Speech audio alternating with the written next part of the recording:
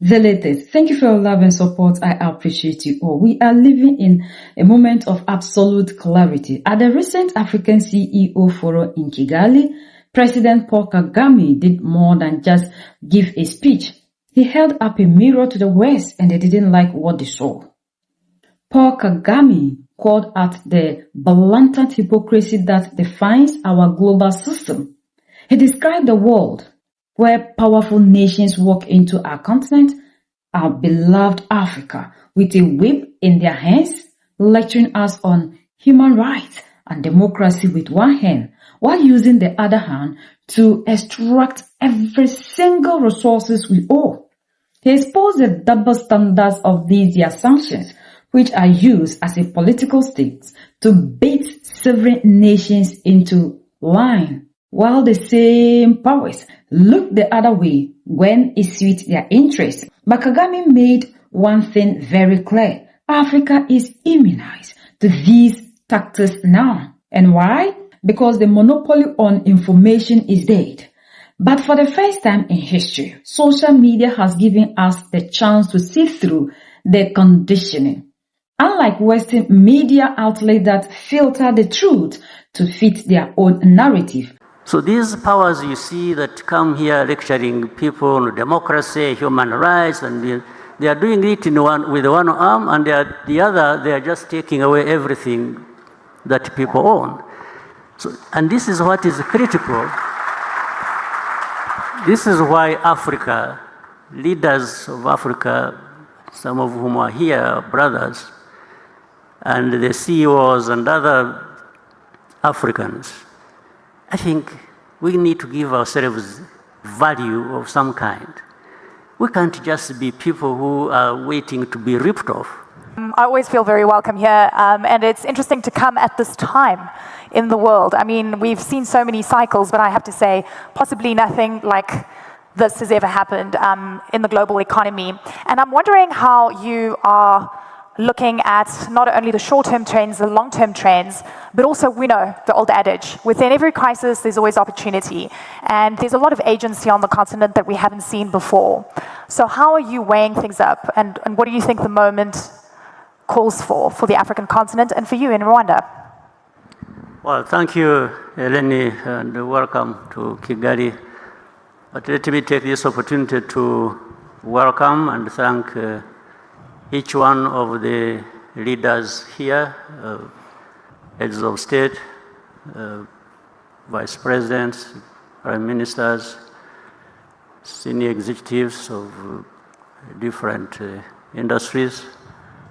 I want to welcome you to Kigali and thank you very much for honoring our invitation and being here with us.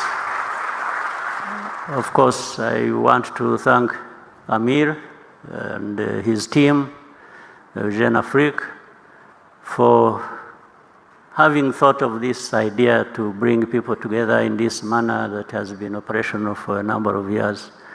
I want to appreciate the work they are doing and also the comments Amir made earlier, which really encapsulate all that we need to say and maybe based on to do a number of things. So I thank you all for being here. Thank you very much. Now, back to the question.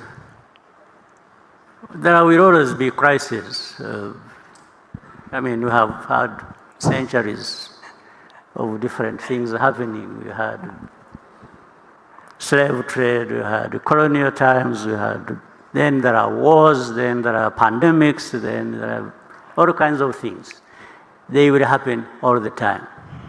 We just, it's a matter of time, and there are these cycles that.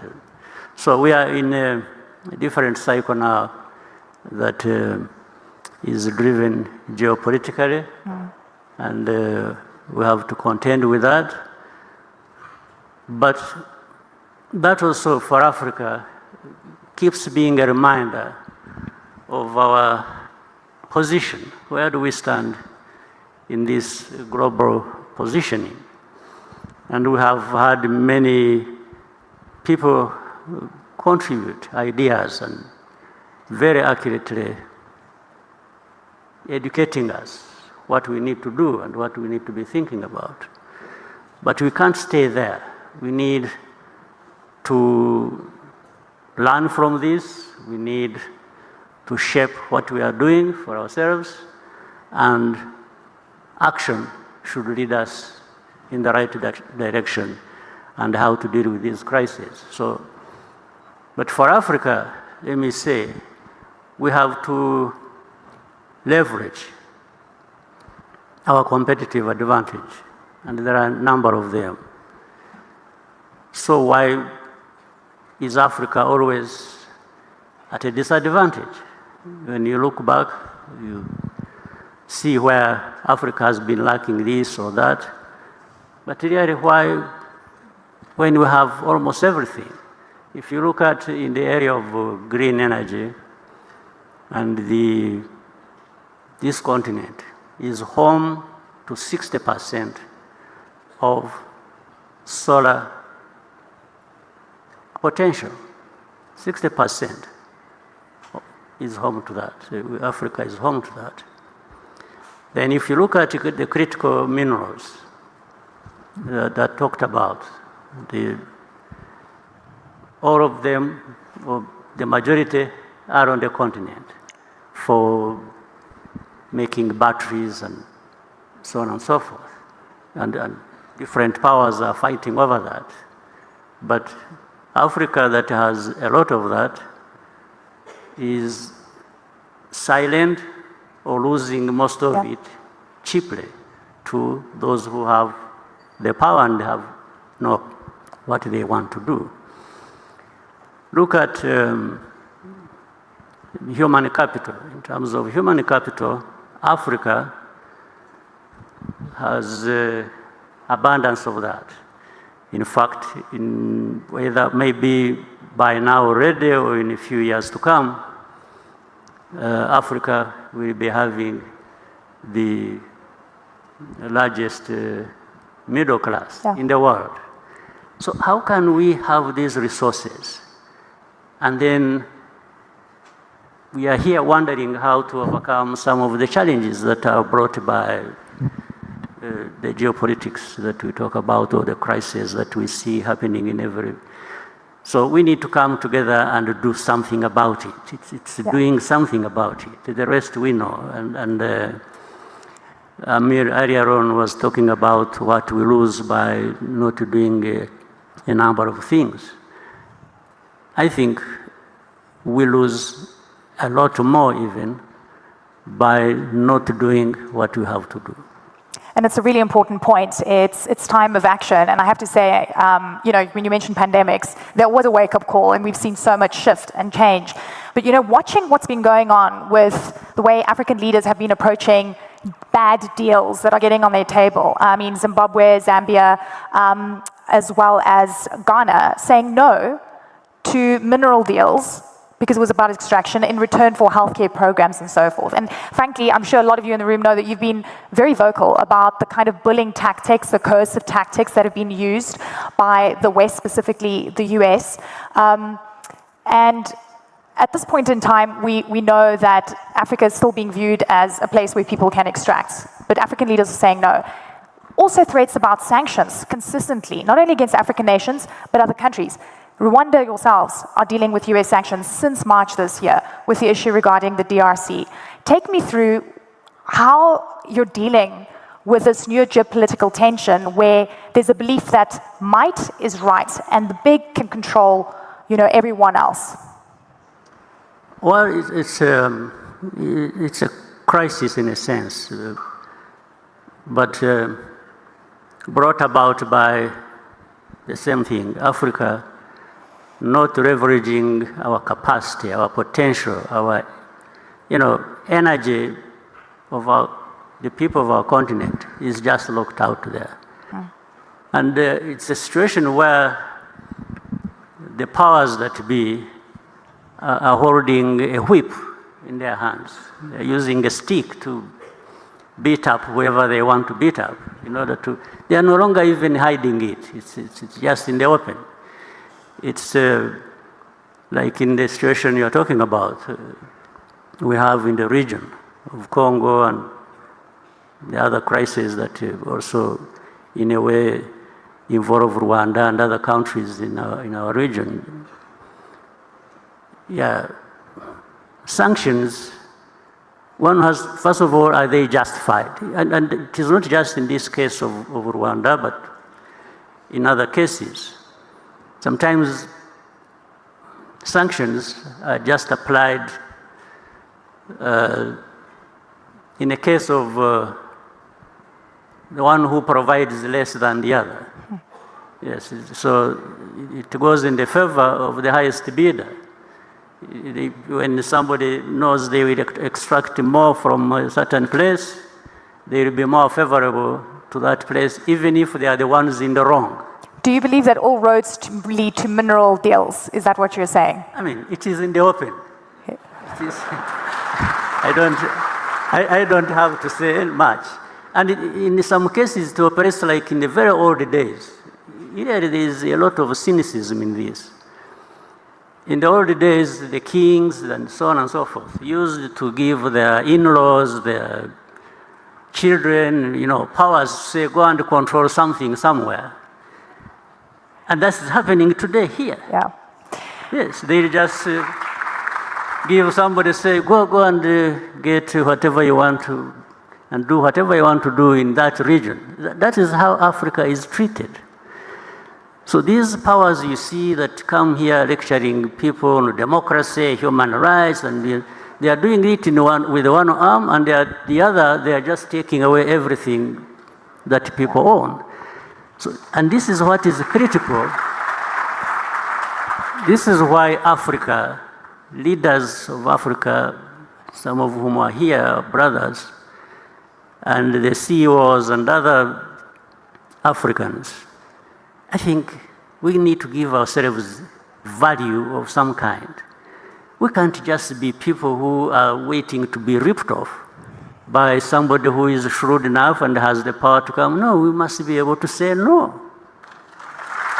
And we've seen those no's. We've seen some of those. I mean, do you believe, sanctions are used, a coercive method to get countries to capitulate.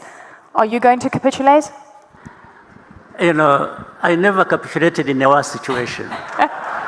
This is not a bad situation as such. Well, it hurts, absolutely. Yeah. And that's what it is meant to do. It is meant, sanctions or different measures are meant to hurt people. So in a way we are hurt. But I think we would be hurt more by not doing what we are doing. So it's always, you make a calculation. Yes. So, and it is not so difficult to say no. In fact, it costs more to say yes to the wrong thing.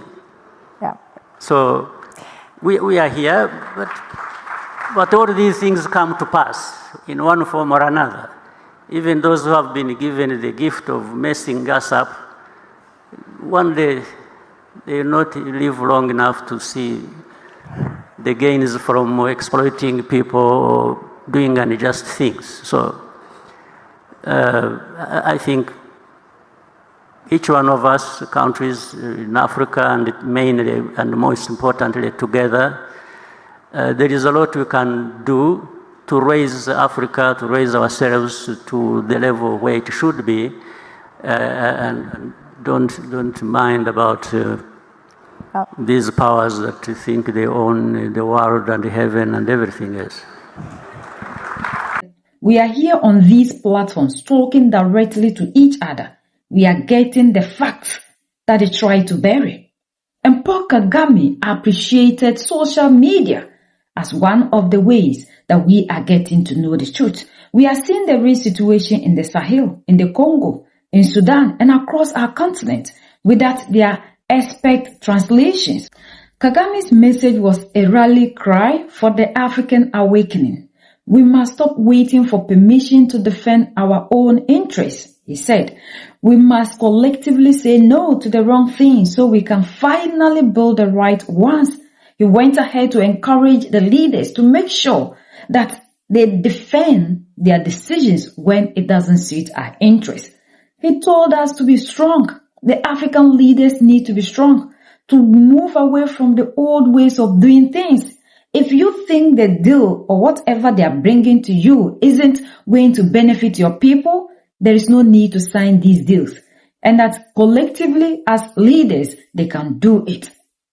And they have to make sure all these things that these people always use against us to make us be in line to do the things that they need should be a thing of the past. Because in this new Africa and in this new world, we must take charge of our narrative. We see our leaders going as far as accepting deals just simply because they are scared of these sanctions. That the same people who come into the continent to talk about human rights, like we are seeing what they are doing in Mali, Niger, and Burkina Faso, are looking elsewhere because it suits their interests. There are a lot of things that are happening elsewhere, and these people are silent about. We are seeing the way they are trying to impose Mohamed Bazoum on us in Niger. But these are the same people that are preaching equality, human rights, sovereignty, and these are the same people who are also fighting against the interference of the United States of America in European affairs. And our leaders, like he's calling out the weak ones who cannot just stand up to these people simply because they are scared. Like one time the Sierra Leone First Lady told us that if you don't do their bid, they will sanction you, they'll put your country into chaos, that they should be ready to speak with one voice, to be ready to say no. And we can only have these leaders saying no with one voice when we have just a collective Africa with one leadership, with one army. We are seeing that Mali, Niger, and Burkina Faso kicked France out, and France has found another home in Kenya. And African leaders are there giving us justification.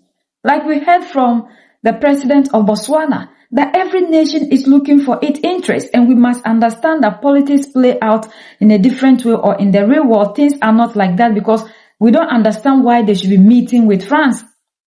We cannot understand why you should be meeting with France when France, in this crucial moment, our leaders in Mali, Niger, and Burkina Faso brought out evidence about what they are doing in their respective countries. So how do we get the unity that we are calling for and collective no when other leaders still see that they have to fight individually for their own countries? The sovereignty of Africa must come as a collective song for all of us, and not for us to be working with these people in a manner that still doesn't serve the interests of the African. Because, like Macron said, whenever he is in Africa, it's for his interest, and it's true. And we need all as leaders to fight for the interests of the continent and even our people. So, like Paul Kagame said, it's better you receive the sanctions than take the easy way out, and generations to come will suffer. So we must protect the resources. That is very key, and change our approach and fit in this new world order. We are the only ones that can set ourselves free. United we stand, divided we fall. And united we keep standing forever and ever. The greatest enemy of the African is mental slavery. So let's decolonize ourselves from mental slavery. Let's keep sharing to educate our brothers and sisters. Together we make Africa great for ourselves and the next generations that are going to come. So that's the latest around the world, in Africa and in Rwanda.